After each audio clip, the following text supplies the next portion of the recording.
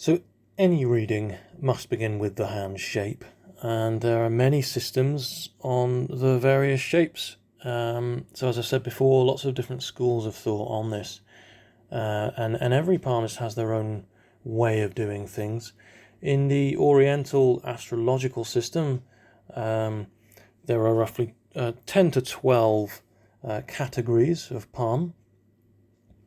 The Tibetan system is based on animals. The Benham and Cairo spiritual system of 7 hand shapes is here. They're all listed here. There's 6 here, and then there's a 7th one, which is a mixture of all 6, and that's when you can't really determine which of the 6 it is. So there's that system as well. That's the kind of 19th century system there. Then there's the Kara system of 6 Palmer types. There's the another complicated Chinese system based on the I Ching, and all these systems are relevant, and it's definitely a good idea to look into all of these, because there's a good deal of information in all of these. The most popular at the moment is the Fred Getting's system of 4, popularized by in the West by Fred Getting. So this is the most modern sort of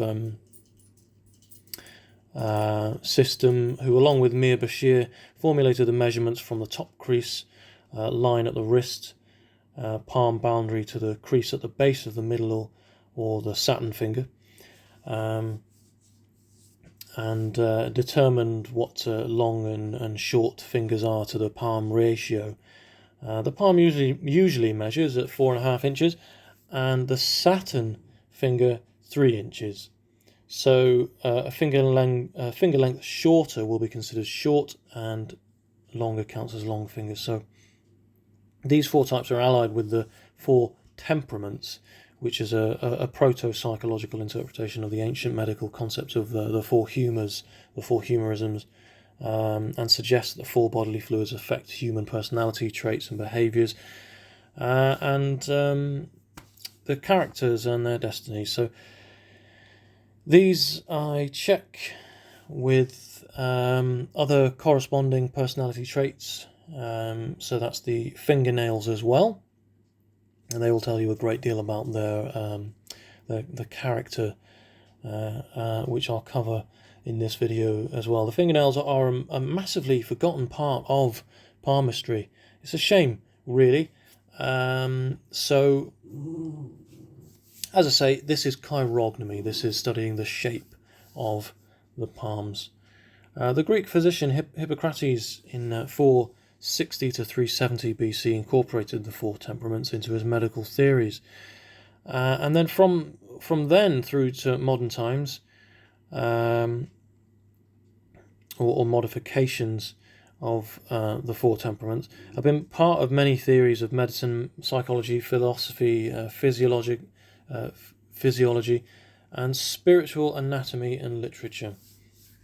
Now, Carl Jung used a modern adaptation of this in his sensation, feeling, thinking, and intuition categories of his work, and we can see that here. Again, this is an excellent system. It's extremely helpful in using the information through palmistry to help counsel, because palmistry is a healing practice. It's a great deal of information. It's not just discovering that information, it's how best to utilize that information and deal with it sensitively. When a person knows their weaknesses, it's helpful, it's healing for them to recognize them and how best to avoid them in future. It's best to deal with this information in a way that's empathetic and constructive, and so a degree of psychology, knowledge in psychology is helpful, and just to be empathetic and caring when dealing with sensitive information.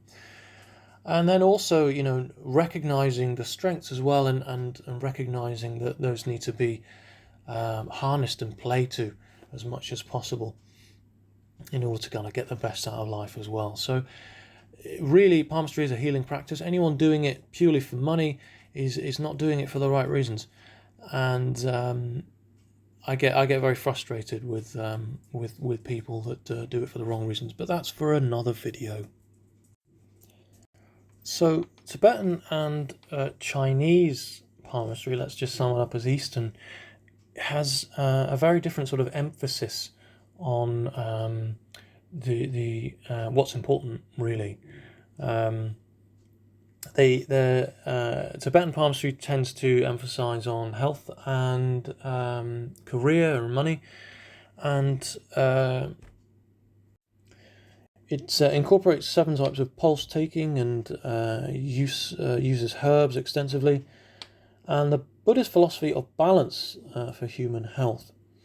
This yin and yang duality is plant-based and has proved better for treating cancers than certain allopathic medicine used in the West. But it's almost been stamped out since the Chinese invasion of 1950. And yeah, let's not really go there. So much in that same way, the ruling hand determines how we think and feel and respond to the world around us, whether we're rational and logical and deal with the world around us with language and communication, or whether or not we are responding intuitively and creatively, instinctively. So we also have 2 different types of palmist, and they meet palmistry in a very similar way, ironically.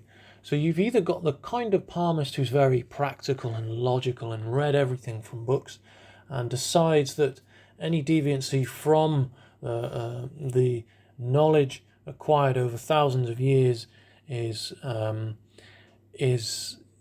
wrong. You know, it's or they're just sort of very skeptical about it, and that's fine. Skepticism is healthy to a degree.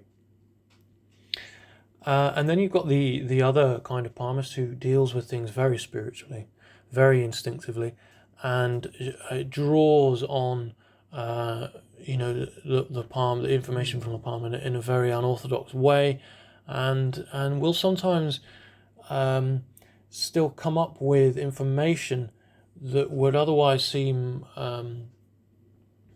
just unusual and as I say, unorthodox. And these are kind of spiritualists and gypsies who work by the dukkering and psychometry, or from what they feel from the hand. And my personal method is, it's mostly from the rational, from what I've learned from books and from studying palms and from talking to other palmists. But there is sometimes room for intuition as well. I do sometimes pick up on certain things which I can't quite pin as to why it sort of appeared, and when I follow it through, I'm quite shocked that it's correct, because I've got no real logical explanation as to how I came to that conclusion. But most of the time, 90% of the time, I'm very rational and logical, and everything I know is from what I've learned. So I'm trying to develop that intuitive side, because I'm aware that it's there and it is accurate when it decides to come through. So my advice would be to learn what you can from books, from those that know, and from studying palms as well, and develop that intuitive side if you feel that it's there. My mentor, Terry Stokes, calls this subconscious amplification. So Terry T. Stokes, he has his own way of doing things. He's got his he takes on board all of the various systems of the hand shapes, but he's developed his own. He's got 3 types of psychological types, and then he takes into account the hand type itself and which they best fit into. And sometimes it's the Fred Getting system, and other times it's the Benham or Cairo kind of 7 hand system. So the 3 psychological types. This is the first one here, and it's very commonly seen in water hands. So that's a long palm and long fingers type, which is this person here. And it's quite common in water hands to have a gap between the lifeline and the headline, and this represents someone who's impatient. In Tibetan palmistry, is known as the mark of the tiger, someone who acts before they think. And it's also represents someone who's an unorthodox thinker, thinks outside of the conventions, societal norms. It's both a good and bad sign, as most signs are in palmistry, or a lot of signs. And they're very impatient people. Often they'll overtake when driving quite erratically because they become just incredibly impatient, only to arrive at their destination a minute or 2 earlier at the most. They get very frustrated when the pizza delivery is just taking too long, or someone is 15 minutes late. They're called the coronary type, as these blow-ups are not good for their system, and can affect the cardiac system. And then his type B psychological person is someone with a broad, strong hand with a stiff thumb and few lines and crossbars, and corresponds with the mesomorph body type and elementary hand. So this is generally someone who is quite unruffled by the small problems that life throws at them, or even sometimes big problems. They have a calm kind of nature, and they're sort of the total opposite really to type A. They always seem a little self-absorbed and always relaxed and at ease, at the point of being very laid back, and they rarely get wound up. They mind their own business and watch events unfold around them with indifference. The placid and calm is probably the best way to describe them. The strong and silent types.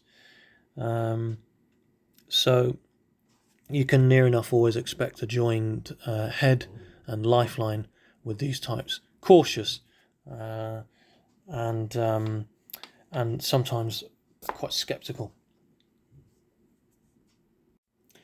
And then there's the type C people, and then they have an inability to express emotions, and these people tend to bottle things up, and even when agitated, find it difficult to articulate.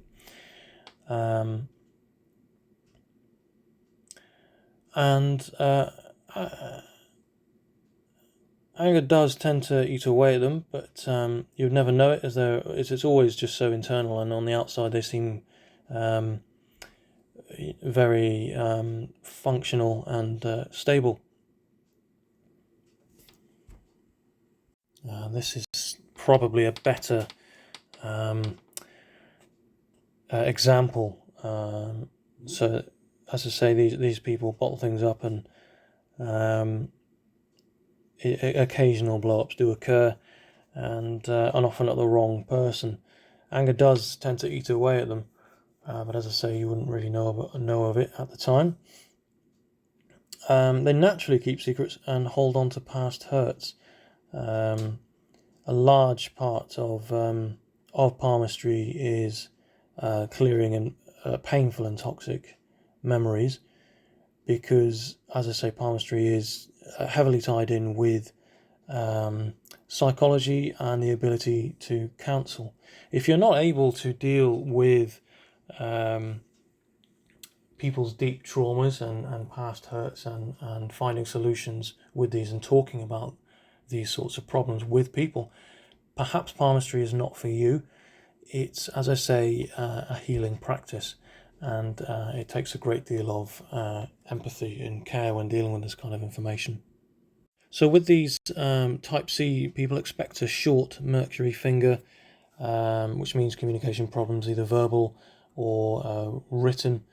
And it's implying difficulties with the early bonding experience and absent fathers, and this is often creates a knock-on effect for communication and later on in life. So the Earth hand is someone you can expect a square, heavy, wide, short, thick palm with quite sort of chunky short fingers.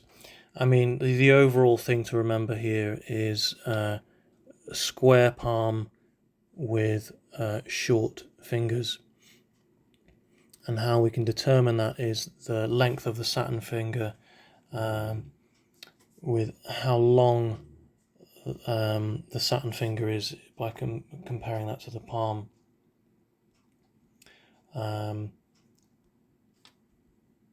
So as I say, the palm usually measures at 4.5 inches, and the Saturn finger is generally 3 inches. So a finger length shorter will be considered short, and a finger length longer it will be considered long. So as I say, here we have an earth hand, and this corresponds to Carl Jung's sensation grouping. Expect the Jupiter finger or the first finger to be quite sort of short. That's generally the case with an earth hand. These kinds of people are, you won't generally see them painting a detailed picture. You'll see them building a wall, and you'll see them doing it well and quickly and effortlessly, and that's before they walk the dog and mow the lawn. All in a day's work when it comes to the earth hand. They're very, very practical and capable, active and physical people. Outdoors people, they like dogs. Dogs like them, in fact, and they often enjoy farming, physical sports, soldering, building, construction, driving around in 4x4s, playing rugby, boxing, going to the gym, and they're a reliable people, they're loyal people. They plod along and they get stuff done, but they can be quite impatient, suspicious, and sometimes unimaginative as well. And they're best being sort of self-employed. They're good with their hands, and they're generally always some sort of craftsman or repairman or something similar. So these hands are often hard with little flexibility, and show a kind of single-minded person who sort of carries on and just sort of plows on through the difficult times, and tends not to sort of discuss problems, and finds it difficult to communicate. Not especially with this person here particularly, I would say, actually, because I think they had a good upbringing. This little finger here is well developed for an earth hand. So most military types are earth hands, and most, as I say, love the four-wheeled vehicles and sporting guns and motorcycles, and quite often travel as well. And these are the mesomorph body types, so they're quite sort of broad shoulders, better with machines than people. So there we go. That's the typical kind of earth hand. So, whoops, with air, we have a typical kind of thinking person here, and well, that's can't even read that, can you? It corresponds to Jung's thinking category, and has again a square palm, but long fingers. And here, this is a good example actually of an air hand.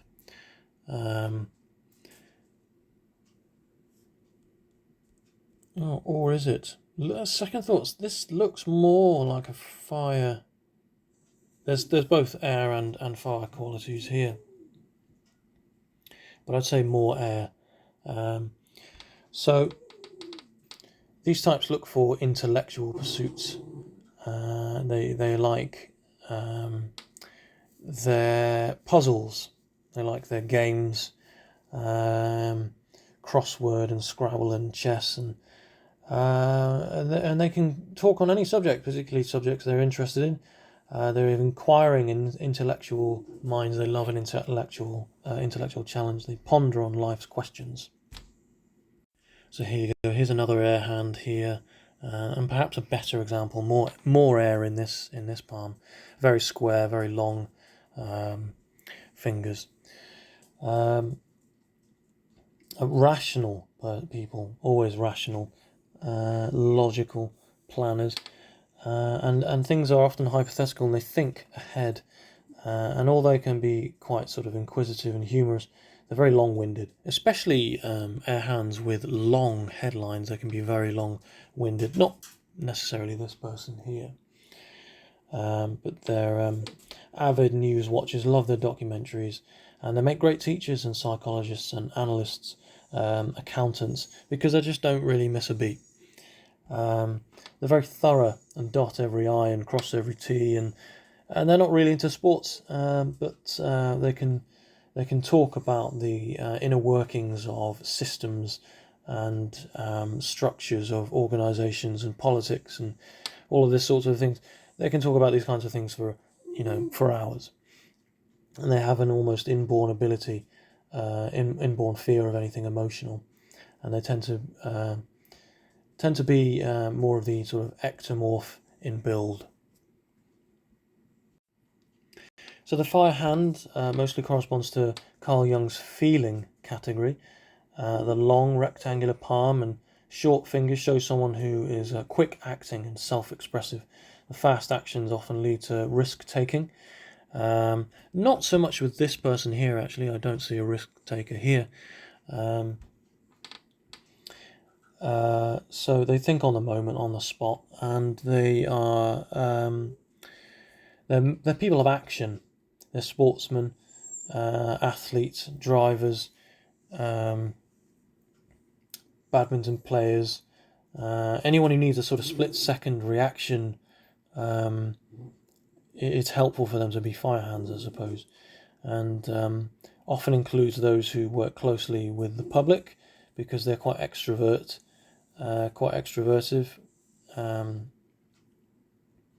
They're intuitive, emotional, exhibitionist types who are often found in show business, enthusiastic, changeable, and exciting. They're good in the moment in terms of they're quite witty and quick to respond in conversation, and they keep people engaged. That's the one positive trait of the fire hand, is that they have an ability to just keep the room listening. But they can't abide by detail or small print, and they have a difficulty unwinding. So they're generally very I just get very fed up with air hands. So there we are. And then you have the water hand. These are Carl Jung's intuition category, long palm and long fingers. These people tend to be, they can be on the unstable side and sensitive emotionally. And when they're hurt, they withdraw into themselves and statistically the most liable to have agoraphobic conditions, anxiety attacks and outdoor panic attacks because they're uneasy in crowds. They tend to be artistic, creative, spiritual, but not practical or logical, generally speaking, and often suffer much hurt in their lives as a result of their... So statistically, water hands can be quite sort of secretive and over imaginative, and they make great artists and poets and dancers and people who create, writers, actors, beauticians as well, and they're often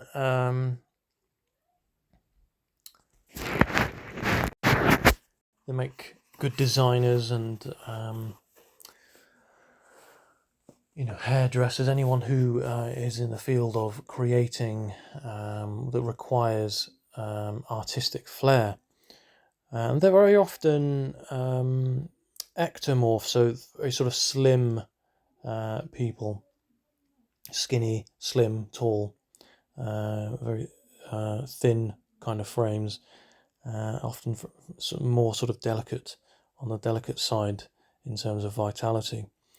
So if you see a water hand with gaps at the base of the fingers and heavy knuckles, expect eating disorders and OCD type anxieties as well. So those are the four categories, the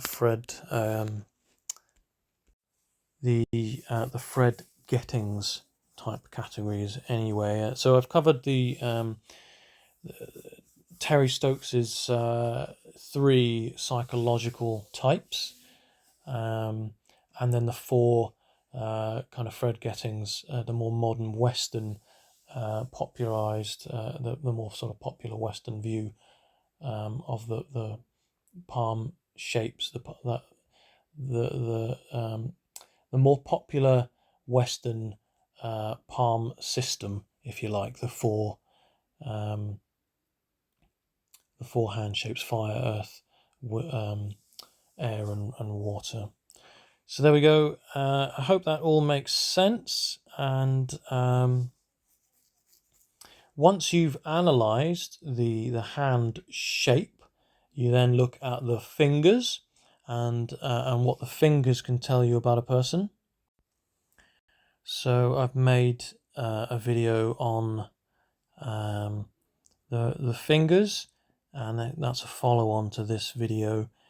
So once you've analysed the hand shapes and you've determined what that is, you then look at the fingers, and this is all tied in with chirognomy, the analysis of the hand shape and the fingers, and you use that to then filter through the information of the palmar lines. That's when you start looking at the chiromancy side of palmistry. So I hope that all makes sense in this video of determining the sort of hand shapes and how that corresponds with the psychology and the personality and the character of a person.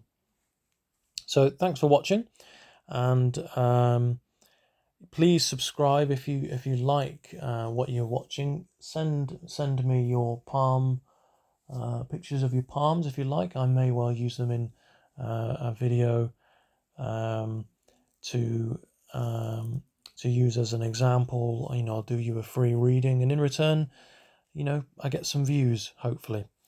So it's a win-win. And